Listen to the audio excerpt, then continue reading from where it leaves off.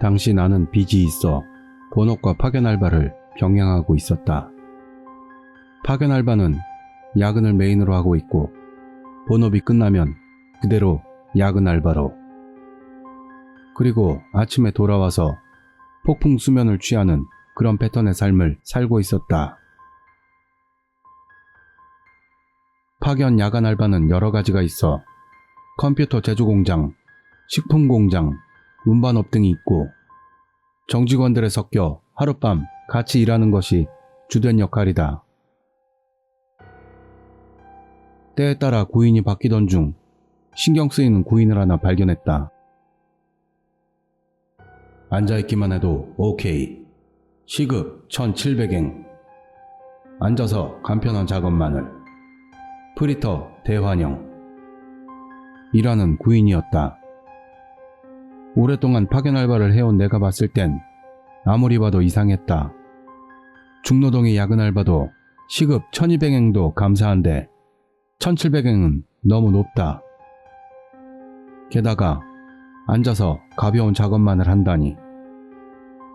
그렇게 생각하면서도 힘든 일에는 익숙해져 있어서 한번 해보고 싶은 가벼운 마음에 응모한다. 놀랄만한 것은 모집 인원이 50명이라는 대량 모집을 하고 있어서 선착순으로 그 알바를 할 수 있게 되었다. 3일 후 야간이라는 것을 담당자에게 바로 메일을 받았다. 근무 시간은 밤 12시에서 5시. 업무 내용은 앉아서 하는 가벼운 작업으로 현장에서 설명해 준다고. 소지품은 필기도구와 신분증. 장소는 도내 인근. 이라는 내용이었다. 도쿄의 다치카와가 집합장소로 무료로 출퇴근 버스를 대준다고 한다. 다치카와에서 1시간 남짓이라고 쓰여 있었고 자택에서 다치카와까지의 교통비도 지급된다는 상당히 좋은 대우였다. 3일 후 본업을 마치고 다치카와로 향했다. 역에서 살짝 떨어진 장소가 집합장소로 도착하자 이미 많은 사람들이 와글거리고 있었다. 담배를 피우고 있는 양아치들, 어리숙해 보이는 오닥구, 뚱뚱한 여자 4인조, 이빨 다 빠진 노인네 등 쟁쟁한 멤버들이 모여 있었다. 남들이 볼 때는 나도 그런 종류이겠으나 그 중에서 유일하게 정상으로 보이는 타쿠야라는 녀석과 이야기가 되었다. 나이도 비슷해서 금방 친해져 버스도 같은 자리에 앉아 자신의 이야기라든가 어째서 이 알바를 골랐는지 등을 서로 주고받았다. 타쿠야는 역시 시급에 끌렸다고 하면서 정사원으로 근무하던 회사를 그만두고 지금은 프리터족으로 일하며 직장을 찾고 있다고 했다. 부모는 어릴 때 잃었고 지금은 혼자서 살고 있다는 이야기. 아직 부모님에게 응석바지인 나로서는 한참 어른스러워 보였다. 처음에는 시끄러웠던 차 안도 차차 긴장과 불안 때문일까 침묵으로 돌아갔고 얼마나 시간이 흘렀을까. 도착했습니다. 기사가 뭐라고 맥풀린 목소리로 말해서 이윽고 도착한 것을 알 수 있었다. 줄줄이 따라내리는 알바들. 어딜까? 주변은 어둠으로 가득 차고 주위는 적막에 쌓여 있었다. 핸드폰은 통화권 이탈이니 아마 산속? 그 자리에서 몇 분을 걸어가자 오시느라 수고하셨습니다. 안내 드릴 테니 이쪽으로 오세요. 양복을 입은 30대 정도의 남자가 서 있는 것을 알았다. 안내되어 공장 같은 건물에 도착해 안으로 들어간다. 휑하고 넓은 응접실에 안내되어 50명이 각자의 편한 자리에 앉는다. 다 들어오신 거죠? 그럼 문 닫습니다. 일부러 확인할 필요가 있을까 생각하는데 양복의 남자는 하고 세게 문을 닫는다. 바로 본론으로 들어가서 이번에 업무 내용입니다만 앉아서 페트병에 스티커를 붙이기만 하면 됩니다. 이 일만 하면 됩니다. 양복은 페트병에 스티커를 붙이면서 희죽거린다. 정말 그것뿐이야? 양아치가 질문을 날린다. 네, 개수 할당량도 없어요. 쉬엄쉬엄 하시면 되겠습니다. 제대로 왔다는 듯 말은 하지 않았지만 싱글거리며 자기들끼리 눈빛을 맞추는 양아치들. 아니야, 그럼 간단한 일로 이런 대우를 해준다고? 나는 의심이 계속돼 양복을 주의 깊게 관찰하게 되었다. 그럼 중요한 부분을 말씀드리겠습니다. 지금부터 설문용지를 나눠드릴 테니까 기입해 주시기 바랍니다. 필기도구는 갖고 오셨죠? 설문용지가 모두에게 나눠진다. 1. 성함 2. 가족 구성, 생사도 기입 3. 현재의 직업 4. 주소 5. 오늘의 각오. 이렇게 5 항목이었다. 이런 것을 물을 필요가 있을까 하는 생각이 들어 허위로 기입한다.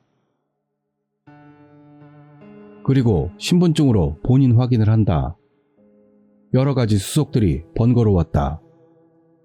전원이 수속을 끝마친 후 작업장으로 안내된다. 개인마다 칸막이가 쳐져 있어 독서실 같은 공간처럼 되어 있었다. 페트병이 든 상자가 산더미로 있었고 그 페트병에는 라벨은 없이 빈 상태. 스티커는 대박 이라고 써져만 있는 것으로 병 주둥이 바로 아래에다 붙여서 빈 상자에 채워넣기만 하면 되었다. 솔직히 무슨 의미가 있는 일인가? 왜 빈 페트병인가? 대박이라는 글씨는 손으로 썼잖아. 등 기분 나쁜 불명확함이 생겼으나 시킨 대로 잠자코 작업에 임했다. 속도 빠르네. 그렇게 애써서 할 필요는 없어. 너는 괜찮을 것 같으니까.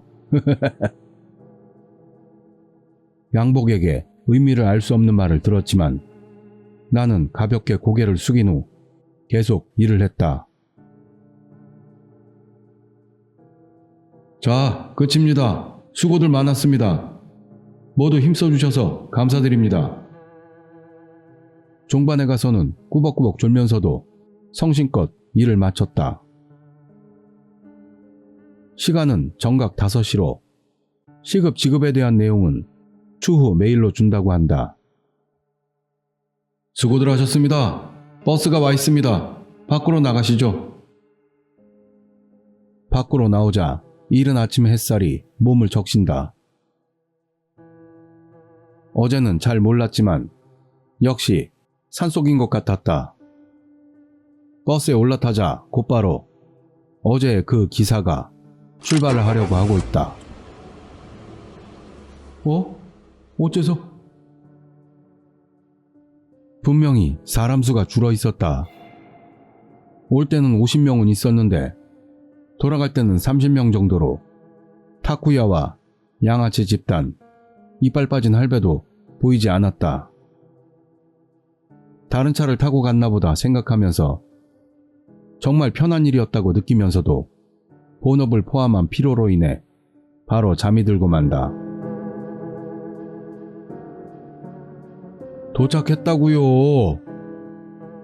문득 눈이 떠졌다. 귀찮은 듯 기사가 말을 걸고 있었다. 주위를 둘러보니 다츠카와역 근처에 도착해 있었고 버스 안에는 나 하나만 남아 있었다. 바로 준비를 하고 기사에게 물었다. 저 다른 차는 벌써 도착했나요? 다른 차? 그런 건 없어. 잠이 덜 깼나? 기사의 무표정한 입가가 시익 하는 것 같은 느낌이 들었다.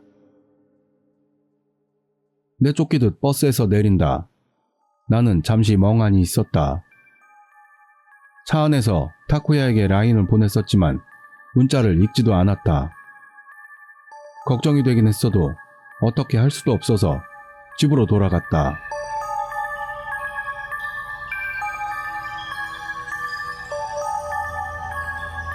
일주일 후 아직도 타쿠야에게선 연락이 없었고 문자를 보지도 않고 있다.